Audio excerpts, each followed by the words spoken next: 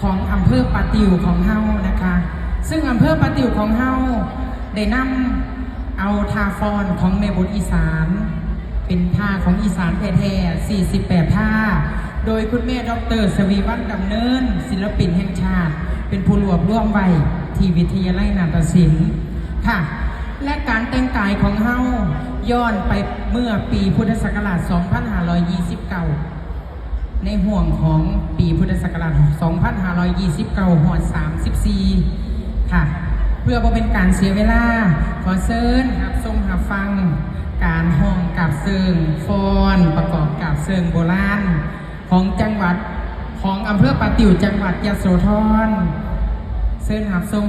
รับฟังได้แล้วค่ะพี่น้องเอ๋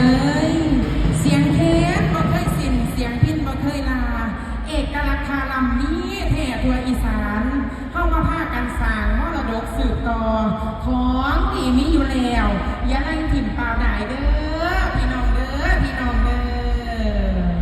เชิญรับชมรับฟังได้แล้วค่ะ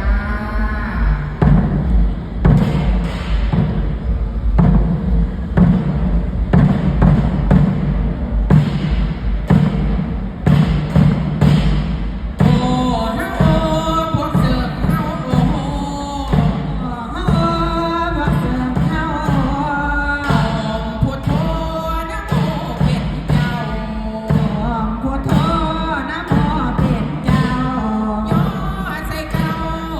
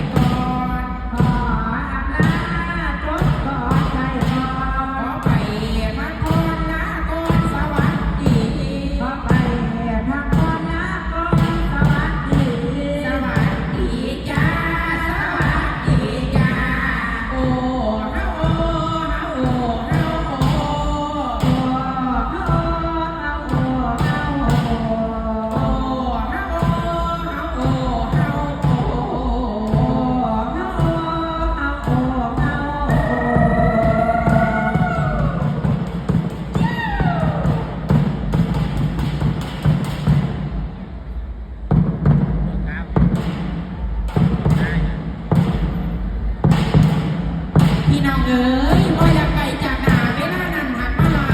บ่อยากไกลจากพี่น้องเวลานั้นหักดวงมามื้อนี้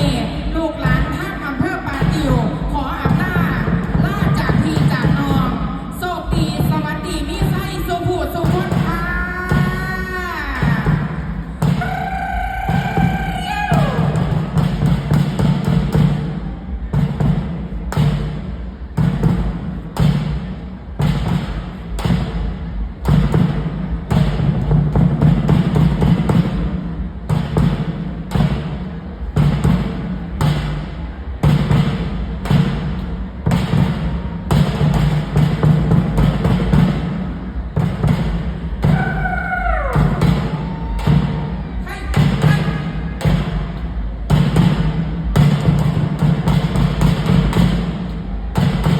อำเภอปาติ๋วขออำลา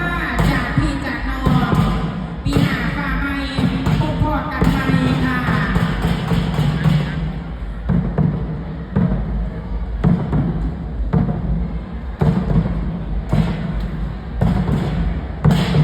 สวัสดีจ้า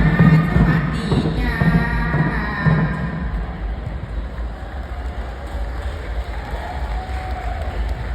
เสียงปรบมือให้กับอำเภอป่าติ้วอีกครั้งหนึ่งครับแล้วก็ขอเสียงปรบมือให้กับทั้ง9อำเภออีกครั้งหนึ่งครับผมขอบคุณมากๆนะครับขอบคุณทั้งอำเภอทั้ง9อำเภอนะครับที่ได้ร่วม